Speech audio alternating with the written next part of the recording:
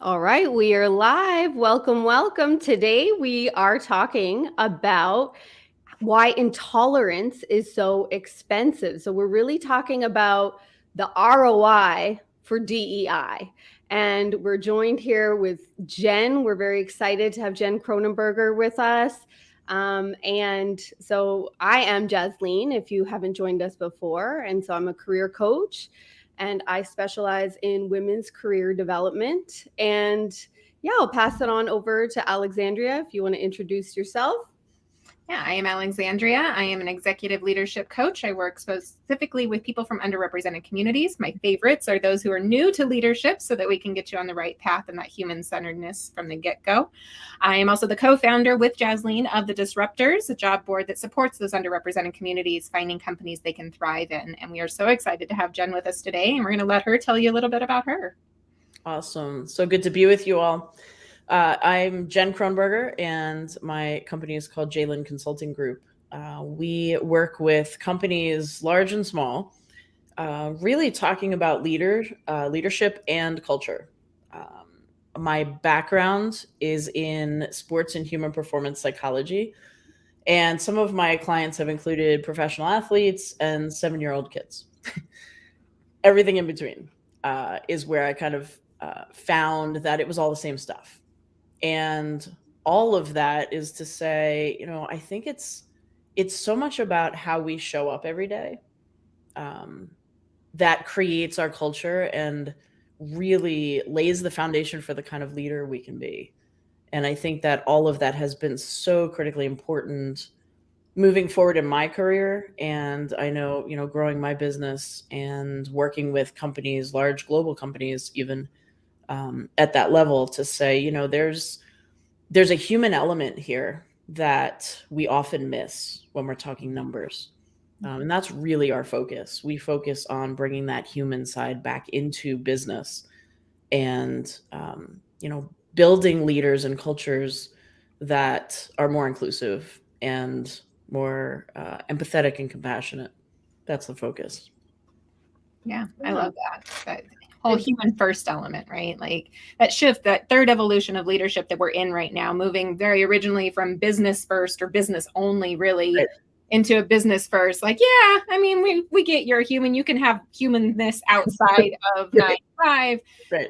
But now being in that human first element specifically, I think is we're in the moment of it, and we might as well capitalize. And that's right. That's right. Yeah, and one of the reasons we really wanted to talk about this today, the cost of it, is not to really take away from that human element, but to really create an urgency around this. Because I feel like, and I spent over a decade of my career in HR, and so I've always been passionate about DEI work. And it always has felt like it's competing with the other business needs, right?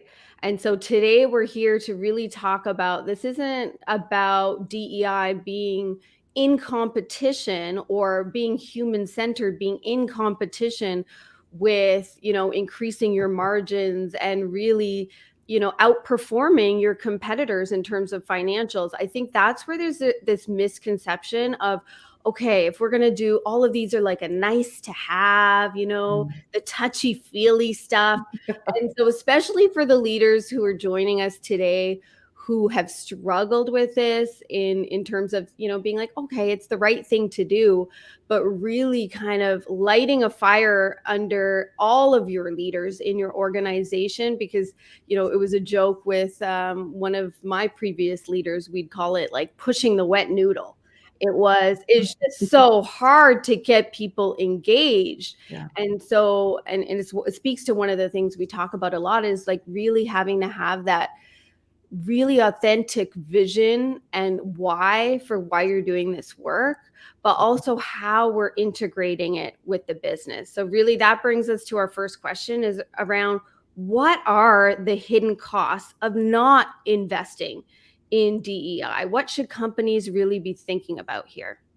So I'm going to take us back real quick because you brought up touchy-feely, and I want to just share this really quickly, my story about that, because I think this really brings us into where we are now. I remember when I first started my speaking career, probably, 12, 14 years ago, something like that. And I got a phone call from a woman who found me online, wanted to hire me. And I remember it was one of the first, big speaking engagements that I had done. And I was helping a friend move, and I'm literally standing in the back of a moving truck when she called, sweating, the whole thing. And I answered the phone, and she said, I wanted to talk to you about hiring you for this event. And I thought, okay, let me get into a quiet space. I get in the front of the truck, shut the door. Now it's mid-July in the Northeast. I'm sweating and sitting in this box. And so as we're talking, and we're having a pretty good conversation, I was feeling really good about it. And we talked fee and all of that. And I thought, wow, this is awesome. And then at the very end, she said, so one more thing. I don't want anything too touchy-feely. Our people aren't really like that. And I remember the moment where I was like, did she just say too touchy-feely? I mean, I'm picturing like this room full of robots or something. Like, what are we really saying here?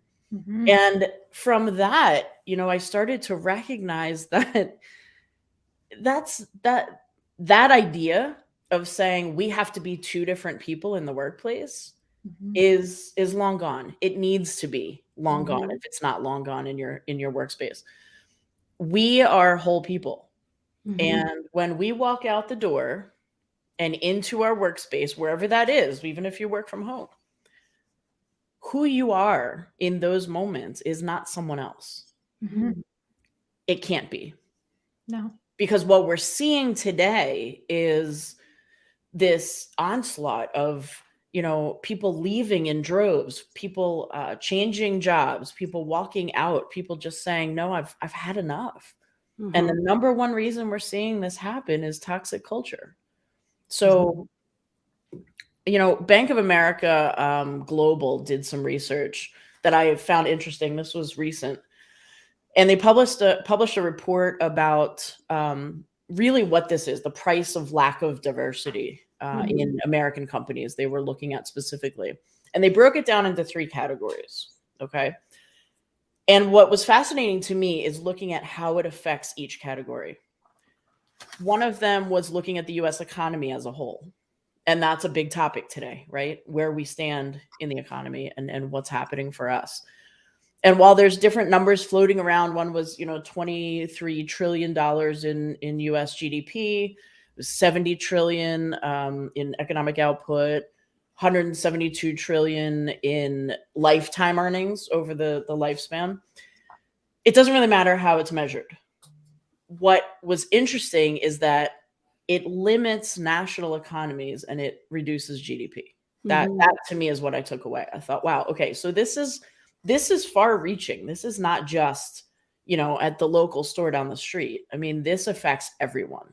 Mm-hmm.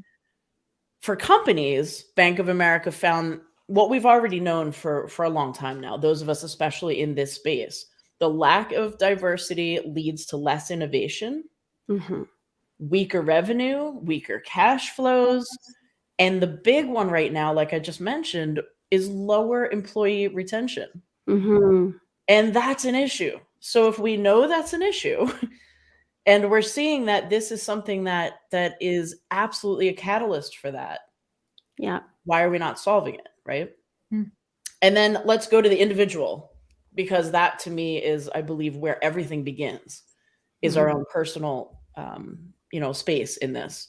And so for individuals, a lack of diversity causes, you think across the board, it's a detriment to educational outcome, to physical and mental health, which is a huge thing right now. I mean, I could probably spend all day talking to you about burnout and mental health today. You're seeing that across the board. Lifetime earnings, lifetime achievement, wealth disparity that's passed down over generations. I mean, all of this individually affects us so incredibly greatly that to not act is a trickle effect to the entire population. Yeah. And even we've made strides when it comes to diversity. And I think a lot of organizations want to be like, okay, we're done. We're going to pat ourselves on the back. We're one of the good guys. We've got all these folks. But if they don't have that real, like that culture that where people feel like they can belong, or if they still at certain levels don't have a critical mass of representation of each group, there's studies that show that until there's that critical mass, and I don't know what the magic number is, maybe it's 30%. I've heard different numbers out there, but there's what happens is for that underrepresented group is they tend to model or code switch the behaviors of the dominant group. And so if we're really trying to get after innovation and make more money in terms of disrupting in our industry, then diversity isn't enough. And I think that's why it's so important to have this conversation with you, Jen, because it's about also that belonging piece. Because I know you speak a lot about belonging and how can leaders really know, like how do they get on this path? That's a great question and a huge question. But I'm going to try to make it as succinct as possible for you, from my opinion anyway. So one thing that we've seen, and again, going back to the summer of George Floyd and Breonna Taylor and walking through that in this country, watching that unfold, watching it happen, listening to it ignited this racial reckoning, right? It was something that needed to happen. It was something that was too late, obviously, in happening. But it also, not only are they challenging conversations, but they're valuable conversations to be having. And we need to be having them. So we started to see that happen. But what I noticed, and I think all of us can attest to this, are exactly what you're saying, Jasleen. Those companies that said, hey, you know what? We need to do something. We need to say something. We got to put a sign out. We got to put something on our website, and put out our flag, have a DEI summit, something. We got to do something. And the problem with that is now we're a few years removed. And what actions have happened? We're watching, companies who just put all this money into that start to cut budgets for that. I'm watching it happen. And you're thinking, okay, was that it? So you just threw a whole lot of money at it to check a box. Well, guess what? Your people feel that. They know that. And they're watching it happen too. And when that happens, now the diversity piece, that's simple. That's a head count, right? That's looking at, who's in the organization. And that's easily fixable. What's not is the feeling that goes along with this. And when we start to talk about inclusion and belonging, I think now we're talking about that whole human element that we miss when we're just looking at numbers, right? So there was some research. His name was Evan Carr, I want to say, off the top of my head. I think it was Evan Carr. And he did research on, he's a behavioral analyst, and he did some research on the cost of, belonging, of what it looks like when you actually have high belonging in the workplace. One of the things that belonging was actually linked to, high belonging was linked to, was a 56% increase in job performance, a 50% drop in turnover risk, and a 75% reduction in sick days. Now, if you think about that, he went on to talk about, for a 10,000 person company, that's like the equivalent of saving over $52 million a year. Yeah. That's huge. So the business case for belonging is enormous. The opportunities to create that and not just talk about it, they're also enormous. We have a lot of work to do. Yeah. And at the same time, I think, as we start to do it, going back to what I started talking about, where, checking the boxes hasn't been enough. Look, just saying that you have a DEI department or you change policies or whatever it is, isn't enough. It's just not enough, because what's happening now is, it's almost like, I equate it to trying to plant a tree on concrete. it's not going to take hold. It's not going to work. And that's what we saw happen. Mm-hmm. We have to make sure that you're watering the soil, you're, tilling the soil, you have the sun, you have the right angles, all of the things that you need to make that grow. Well, that's your culture. Mm-hmm. Mm-hmm. That's what culture is, right? And so if you don't have the culture to be able to sustain that work, it's never going to work. And actually, you might do more harm than good. Yeah, I really appreciate pointing out the checking in the box, right? We did the thing, we had the committee, we whatever. Yep. If you don't follow through, if you don't invest in it, in the time and the money and all the pieces that need to be there, it does cause more harm. Absolutely. And people get excited and they're like, okay, things are changing. I have hope again. Right. Every time somebody's like, I have hope, and then it's crushed, it is way harder to come back and have that hope again and to trust again. True. It's and so true. Just do it from the get-go, and you don't know what you don't know, right? And which is why we are here at the Disruptors, why you are doing the work that you are doing. We're here to help with all the pieces that you don't know. Maybe you don't know what that sun looks like. You don't know what tilling the ground looks like. Yep. That's okay to ask for help and to admit that you don't know. Yeah. And start with, hey, we need help. Great. There's plenty of resources to get that help. Unfortunately, leaders are not always really good at that, especially when it comes down to those emotional topics, right? I just saw something actually talking about burnout, which is so closely related to what we're talking about today about compassion and empathy and really understanding the human side. And it was astonishing to me. It was something like 95% of those that were studied, it was through Harvard Medical, said that they had experienced some kind of burnout over the last year. 95%. 30-some% said it was really bad. And then 11%, only 11% out of the 95% asked for help or did anything about it. Mm. That was eye-opening to me because I'm like, Yeah. well, that explains so many things. We have developed a culture in this society that it's not okay to not be okay. It's not okay to ask for help. It's that's weakness, right? Brene Brown talks a lot about vulnerability and how most of us were raised believing that that's weakness. It's real strength. Yeah. And we have to get to that place where we can talk openly about these things, where we can discuss, how this stuff affects us mentally, physically, emotionally, and why it does. And those are the conversations we need to be having. Yeah. And really bringing it back to the ROI conversation as well, because obviously, like, if this is how your employees feel, like, you do not want this to be going on this way. We want to have psychological safety. We want to have all these great things, but thinking about the cost, because we're talking about retention, right?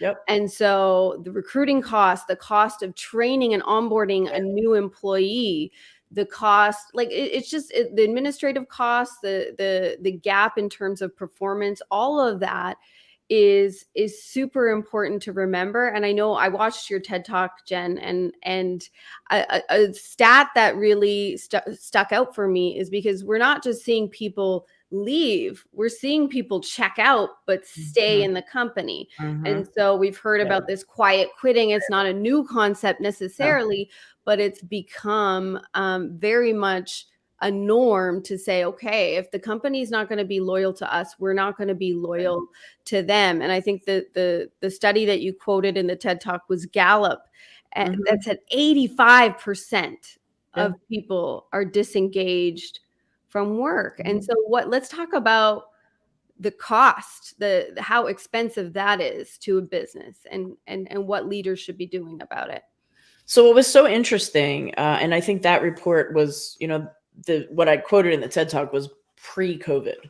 When I started doing research for that specific talk, I was really focused on understanding, why is this happening, first of all, and second of all, the epidemic of loneliness that had really started to get some traction and was being declared an epidemic by psychologists around the world.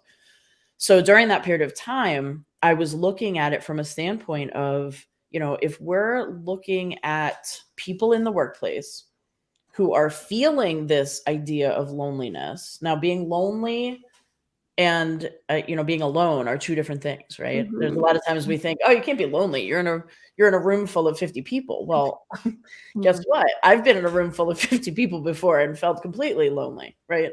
So I think what was fascinating about that is that our tendency to shy away from those things, to just keep it to, hey, let's talk numbers, let's we come on these meetings and we discuss where are we, what are our goals, are you hitting your metrics, blah blah blah, right? The very first question we should be asking when we get into a meeting as a leader is, how are you doing? How are you? And waiting for a response. We use the words how are you as like in passing, right? I don't know if you ever do it, but I've done it, right? Like, hey, how are you? And you just keep walking. And it's like, did you ask me a question, or you just you really don't care, right?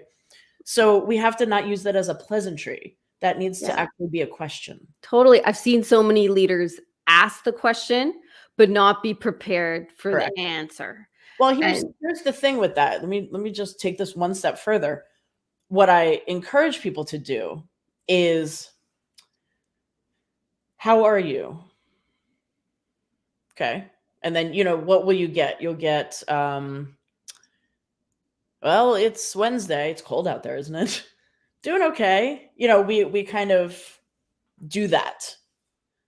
And then we should ask the second question, which is, how are you doing really?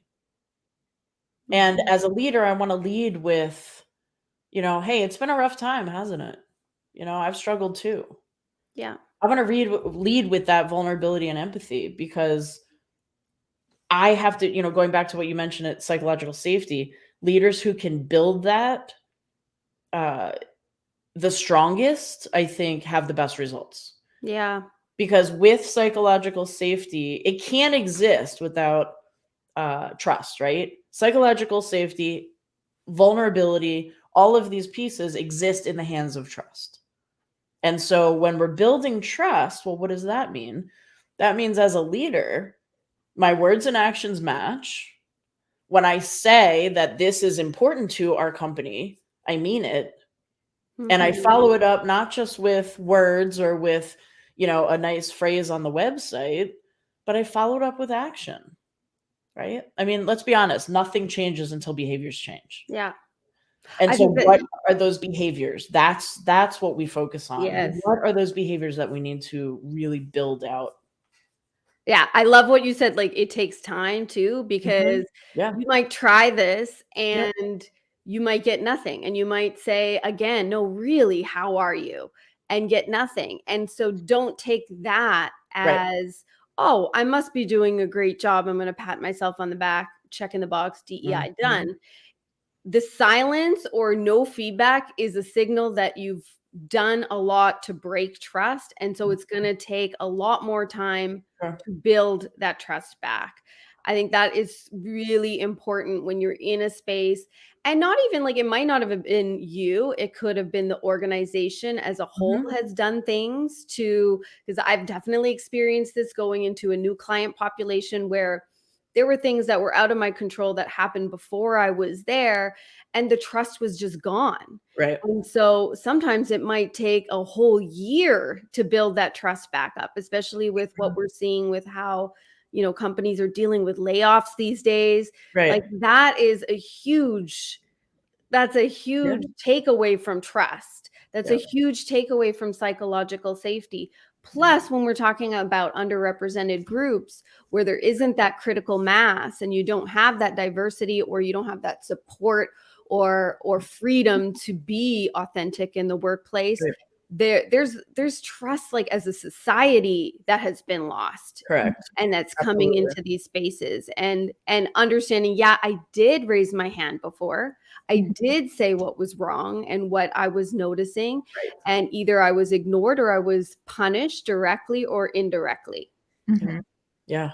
That's it may not have even been your organization. Right. We are also dealing with people who have been dealing with the business first culture for a very long time. Right. And so what harm came before that now we have the opportunity to heal and the ability to have the patience for that and hold the space for it. And well, that's it. That's it. I think you just touched on something really important. Holding the space is paramount in this conversation, as is really understanding empathy. It's so funny, I'm so fascinated by the idea of empathy versus sympathy and all of that conversation that we could have. What I found to be true with empathy is we aren't good at it. We just aren't good at it. I think that we all have an innate ability to feel empathy. I think we know just like we know kind of what belonging feels like, right? Which is, you go back to Maslow's hierarchy of needs, that's in the center. Love and belonging is a basic human need. This is not people just whining because, they feel left out. This is real. And empathy, I think, sits in the hands of that, which is why what we created was, and we call it the Brave Human Leadership Model. Brave stands for belonging, resilience, authenticity, vulnerability, and empathy. I love that. And for us, why we created this was because exactly what I was talking about before with the checking of the boxes with the DEI, putting that out there and saying, hey, yeah, we're going to do this, but not having the culture to be able to, let that grow and the brave leaders to sustain the culture. And so we've really set out to work with companies to help create that brave culture and help create leaders who can actually sustain that culture in your workplace. And what we're watching, for me, I think what lights me up every single day is watching change happen, is watching those light bulbs go off for people who maybe really didn't think about the fact that empathy is a learned skill. It is a learned skill. It's something that like I said, I think we have an innate ability to know it's there, to feel it, to know what it feels like. But I'm not sure, truthfully, if we have ever really been taught it, so to speak. Yeah. I think we can learn it. Yeah. By actually sitting down and saying, wait, okay, so what does that look like? How can I practice it? And I think that's, part of our program is sitting. I mean, we have these compassionate listening circles and we sit and actually really learn how to listen. That's the biggest part of empathy is knowing how to listen and to sit in the space with them, to hold that space and not have to rush to fix it. Right. I think that you brought up right there is that there's like twofold. I think that we do get taught some empathy skills like as kids, but then it is actively taught out of us once we reach school, once we reach work, to be highly individualistic, to be driven, to you got to get yours before anybody else. That's right.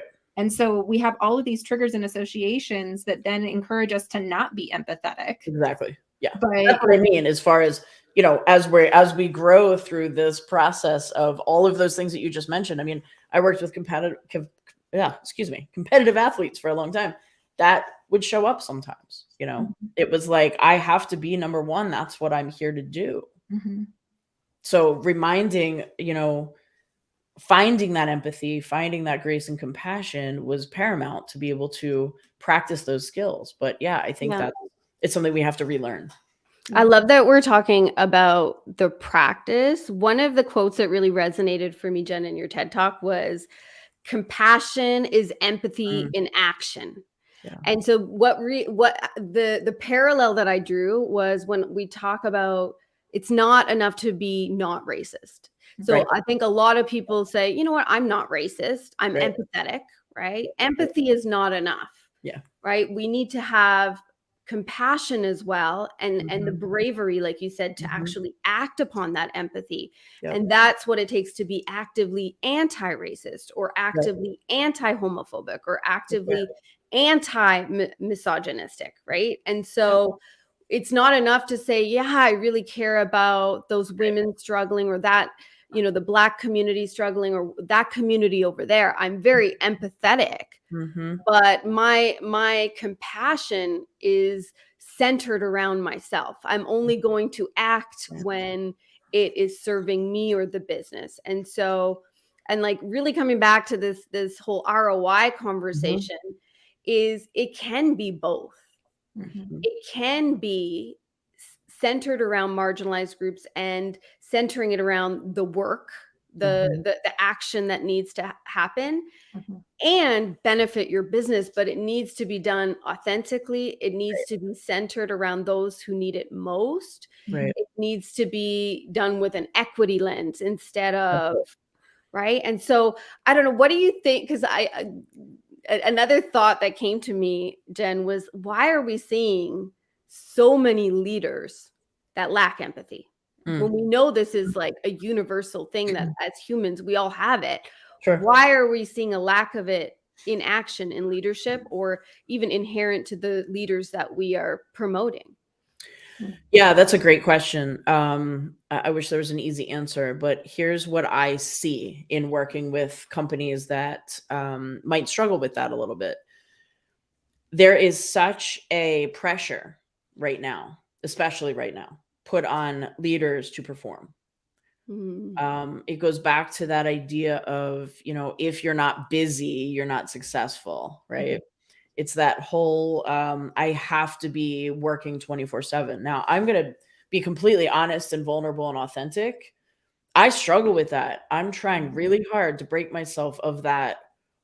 I should be working when I'm not. You know, and it's really easy to get into that when you own your own business, right? So, you know, my team literally will say, go, take a breath.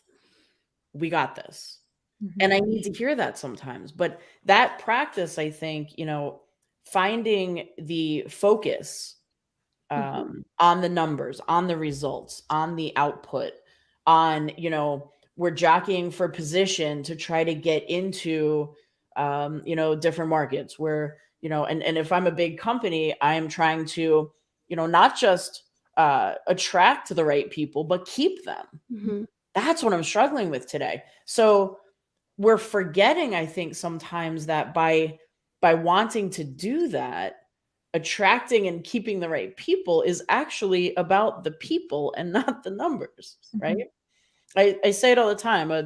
A company's greatest asset will always be their people. What does that mean? Well, what that means is that you can't have anything else without the people, right? The numbers don't happen without the people. You can look at any tech company in the world, any AI, any of that. You still need people. You still need the people. And that human aspect, a friend of mine has a really amazing business where she's in the tech industry, but really focusing on, you know, how do we think forward? How do we think about tomorrow while really focusing and utilizing the strengths of our people today, bringing that into that next step. So, you know, I think there's something to be said about, again, going back to the root of everything we do. And that's the people. It's focusing on humanity and focusing on how can we show up as our best selves in spite of it all, in the middle of whatever, because some days my best is here, other days it's here, other days it's here, and that is okay. Having a leader say that to you changes the whole landscape of everything. Right? It gives you the permission, it gives you that grace and compassion to show up authentically and to say, hey, I'm going to give everything I have. It just might be less today because or I just, you know, I'm going through something at home or whatever the situation is. I think it's critical that we're doing that. We're doing that more effectively. Yeah. We're human. We're human and we need rest. We need space. We need compassion. We need all of these things to thrive. And I love like kind of going back to your metaphor of having that right environment. Yeah. And so what if we were to shift from this mindset of, and I just see this so much, especially in the tech industry, of hiring for fit, like as if there's like this, you're a cog in the wheel Correct. and you need to stay. But like when you think about it from that aspect of like, okay, we're going to put people in and we're going to have them fit our culture and be a cog in the wheel. Where is the agility in that, in what you're building? Where is the innovation? Where is the creativity? Where is the joy? Where's the engagement? Where's the space for creative tension to get you from where you are to where you need to go as a business? And so it takes out so much that we know, and that we as leaders, we're working on these skills of storytelling and all these tools that center around the human, that center around emotions. Yet why are we operating and trying to treat the people within the organization as if they aren't human? Makes no sense. No, it doesn't. And even if you think about commercials and ads and all of those things, most often, what are they focused on? They're focused on emotion. They're going to pull at you one way or another, whether it's funny or it's, you really feel it. There's some sort of emotional pull to why we put things out there. That's storytelling, right? Yeah. I say all the time, I think become the best storyteller you can of your own story. Yeah. You bring that to the table to a company that is built of storytellers. Well, now, innovation can't not happen. We're bringing all these different perspectives. I mean, every single one of us look through different lenses when we see the world, right? We all have different experiences about things. We have different backgrounds. We have different beliefs. We've grown up differently. All of those things. And we call them our belief windows. And when I look through my belief windows, they're going to be completely different than yours. What I think we have to be good at is saying, hey, you know what? Come with me and let's look at this together. And let me see as best I can by you telling your story through your lens so that I can understand. Seek to understand. Yes. Seek to listen. Yes. To understand. Yeah. I love that. I love that. That's a big distinction. And I will, being vulnerable, back in the day, I was a terrible listener. And I think that came from my own culture. In the Indian culture, there's a lot of talking over people, being very loud. And I learned at a young age that I needed to interject to be heard. And it almost comes from a survival state as well. And so recognizing that culture for me, I really needed to listen to understand and take a beat and say, have I really understood everyone's perspective in the room as a leader? Have I really understood, or am I coming from a place of ego and fear where I'm afraid that if I don't have all the answers, where I'm afraid that I have to explain, and like going back to, the asking, how are you? No, really, how are you? And like, you have to create the space. You have to shut up. You have to, you really have to. And that can be super uncomfortable if you haven't done it before, because you're going to hear a lot of things that you don't like and that you haven't heard before. But it's part of building that muscle of empathy is depersonalizing from someone else's experience. Right.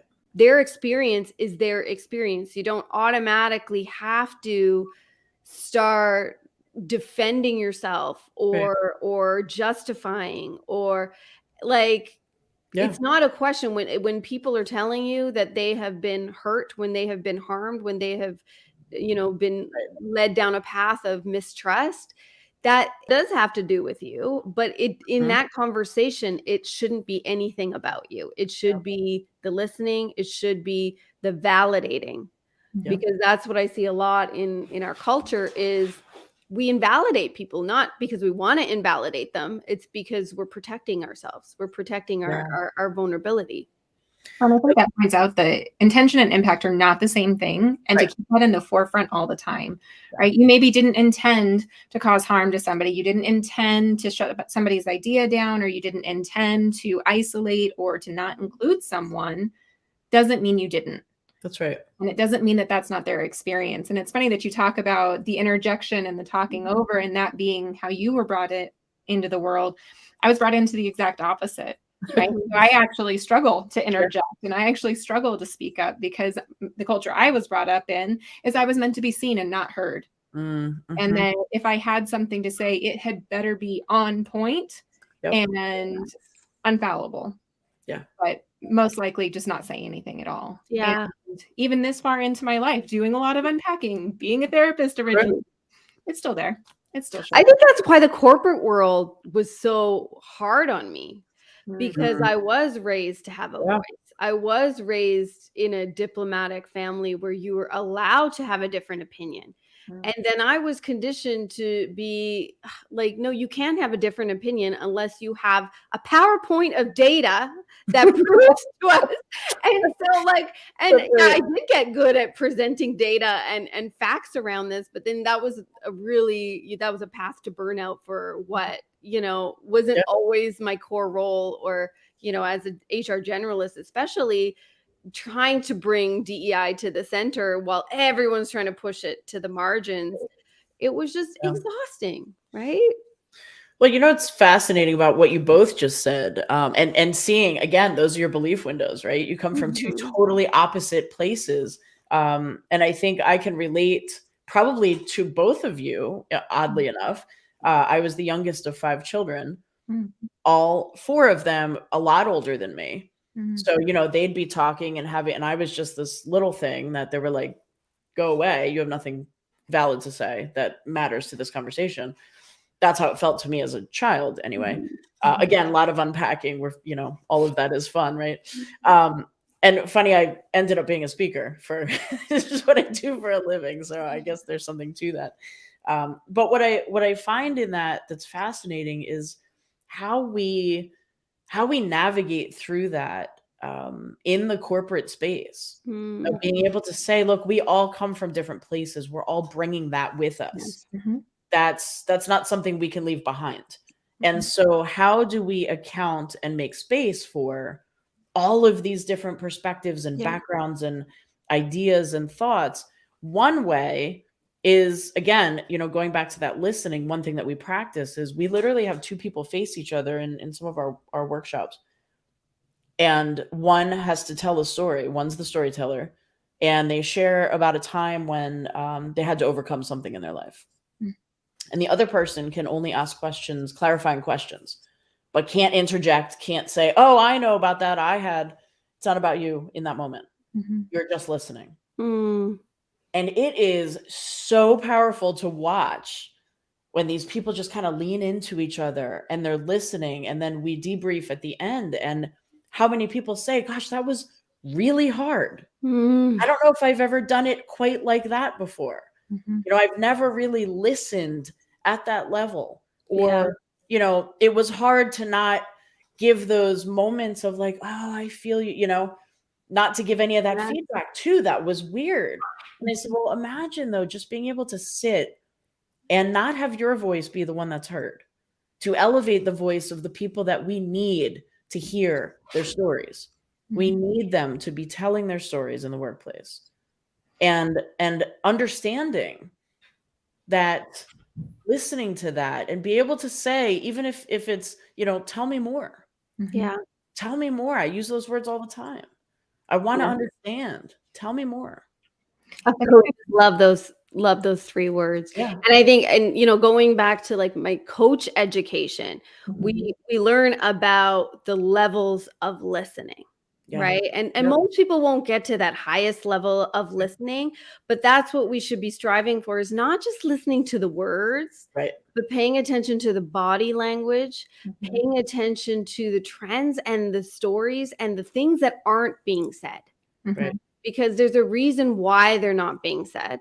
It could be because it's something that's unconscious to them, or it could be a symptom of an environment that lacks psychological safety. Sure. I bring to mind the Project Oxygen that Google did and the research study that showed of all the different leadership skills, the number one predictor of good leadership was coaching skills. Yep. Right? And so being able to sit in that moment and ask clarifying questions. If you don't know anything about coaching and you've never been trained in it, its core is curiosity and questions. That's it. And you don't even have to be trained as a coach to be able to ask clarifying questions and to just understand and be able to hold that space for somebody to just be heard in and of itself is powerful. Yeah. Agreed. And judgment and curiosity cannot coexist. That's what I was going to say. They can't be fully activated at the same time. That's been a good mental model for me. Yeah. Because if I'm trying to listen to respond, or if I'm now thinking about, and it's coming from a good place often, right? Sure. Like I went through that. And so I want to share this with you. Yep. But that's not true empathetic. That's not true empathy. Right. That's sympathy. I'm sympathizing with sympathy, you. But you're not decentering yourself. Right. And what I found in those moments where I can remove my ego and truly listen is that their experience is quite unique, and their path will be quite unique, and their strengths are unique. There's so much, like not just the belief windows that are differing, but also that, the core values and who that person is and what value they are going to add to your work environment. Absolutely. When you give them full reign to be authentic and perform in the way that they were meant to. Mm-hmm. So I want to just mention something about values because you just brought it up. And I think that's it's such a core of what we talk about as well. Mm-hmm.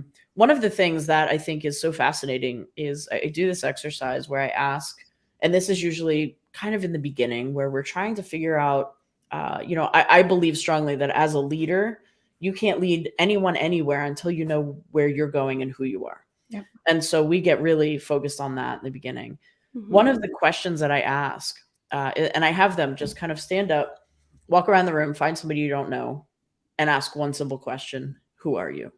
Mm-hmm. Go. I give them a minute. They talk to each other. They come back, and then I just pick some people. Okay, so who did you meet? Oh, I met Amy. All right, what can you tell me about Amy? She's a mom. She's a data analyst. She's a, avid golfer. She's all of these things. She's a wife. She's a sister. She's a great friend. And I say, okay, great. Who did you meet? And we go through the thing, and it's always the same stuff, right? We give the list of who we think we are. Mm-hmm.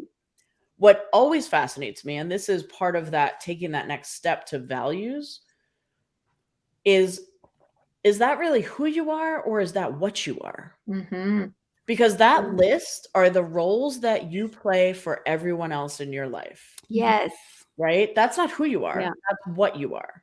So now to answer who you are, we have to talk about non-negotiables. We have to talk about those values, those things that you don't compromise for anybody.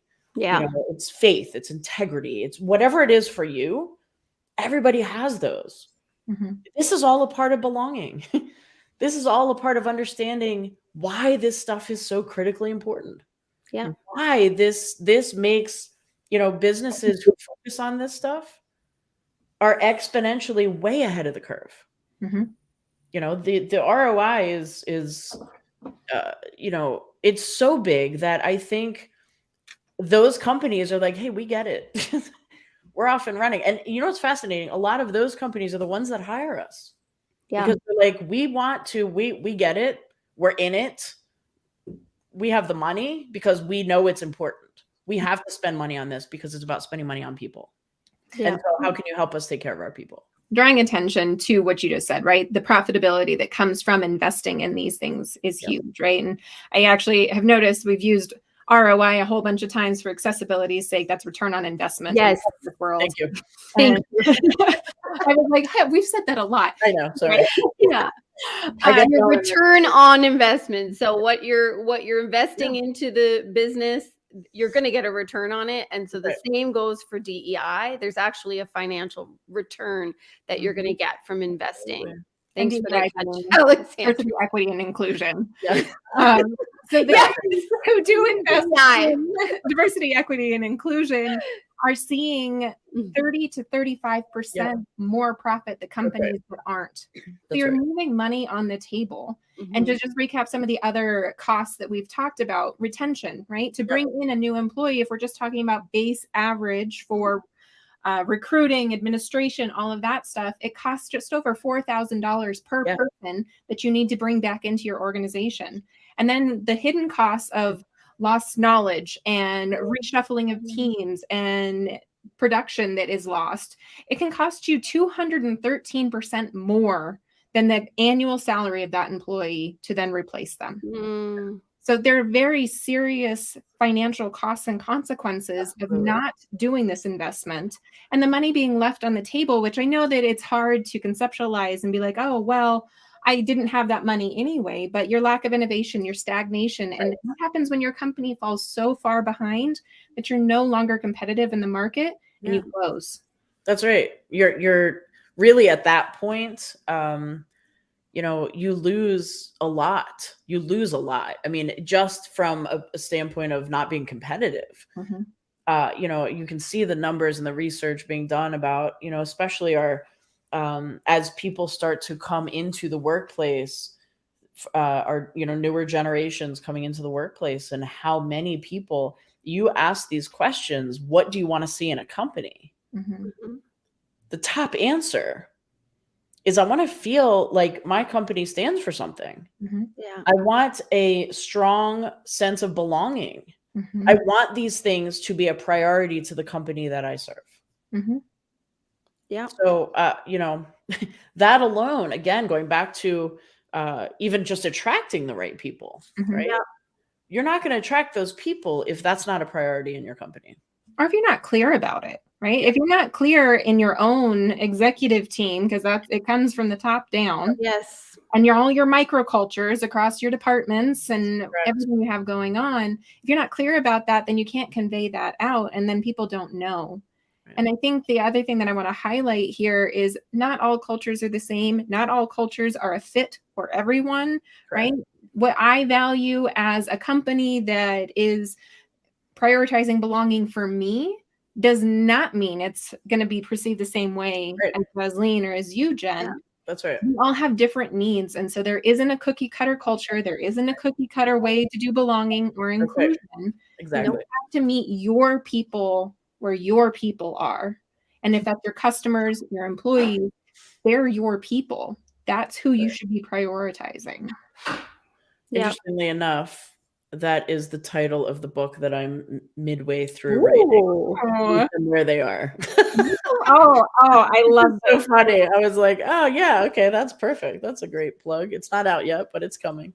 Nice. Tell us a little bit more about it, and then please shamelessly plug your consulting group and how people can reach you. Awesome. Well, thank you. So this book came from, I did write a book. This is my first book over here. There. It's called These 5 Words Are Mine. And after I wrote that book, I took like 10 years to decide to write the second one. Not for lack of anything other than really doing this work. Really took all of my time. But what I recognized was there were pieces that I really wanted to sit down with and get deeper on and research and ask questions of, leaders and companies, and really try to understand how we do this well. How can we do this? How can we do this better? Right? Building those relationships. And so I've been working on this book. Hopefully it'll be wrapped up soon and then out. But that will be called Meet Them Where They Are. And I'm excited for that. So a lot of the work that we do, I know I touched on our Brave human leadership model. We just created a Brave Index. And it's an opportunity to really get a feel for where are you on those 5 components. We're putting that out into the world as we speak. We are building out a Brave human leadership course, and we run, which we have been doing for years, different workshops. We do intensives for leaders. We do, full day, 2-day, even workshops for, leadership levels. And we get creative. One of the things that I think in our business model that just works is spending time with people. That's something that I pride myself in. When we work with a company, I roll up my sleeves and I start out by doing some listening sessions. I want to know what people are feeling. I want to know what really is happening. So, I want to be on the ground listening and understanding so that we can help, fix whatever problems there are in culture and leadership. And so one of the things that I love is, when I've spoken at places and people have said to me afterwards, we want more of you. What can we do? How can we do that? And, we've created these relationships where they have me signed on to run leader roundtable calls. I do some spot coaching. I'm also a certified executive coach. So a lot of that work for me has been, in what exactly that company needs. Like you said, this is not cookie cutter stuff. We use our Brave model, but through that we can weave all of the pieces that go along with, the DEI journey, as well as whatever it is that you're dealing with in your company. That's what we really spend time with. Yeah, I love that. I love the meet them where they are, because that's when you really start to get those light bulb moments. Right. Just conceptualizing it and hearing all of what we're saying, it doesn't really start to gel, or it really doesn't start to resonate and become part of your belief system until you see it in action and you see it working.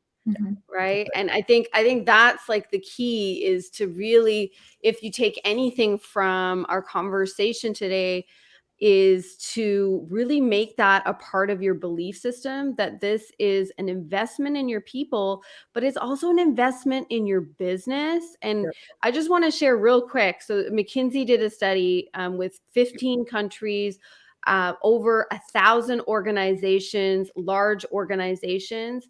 And basically what they found was racially diverse companies are 36% more profitable than the other organizations in the study. And gender diverse companies are 25% more likely to outperform non-gender diverse companies.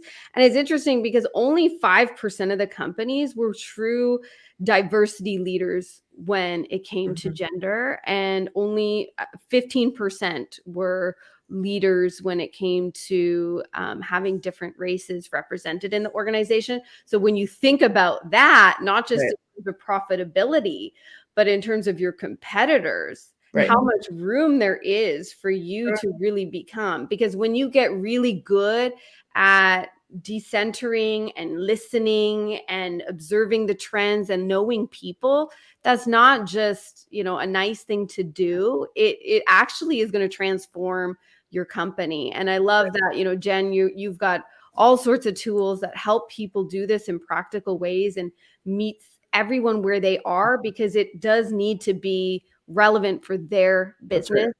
And so their people, the issues they're seeing, their demographic, what kind of representation they're seeing. Because you might say, oh yeah, I've got lots of people of color, but are you lumping everyone into one category? Are there specific groups that you are not inclusive towards, that you're missing something that you might be doing, not just with your employee group, but with your customers, right? So I love that. Thank you. Well, this has been a delightful conversation, and we are coming up to the top of the hour. So if you want to work with Jen and the Brave Leadership Index is interesting to you, she does have her website listed right there. We will put links in the chat. If you know somebody who this live or a podcast would benefit, please share that with them.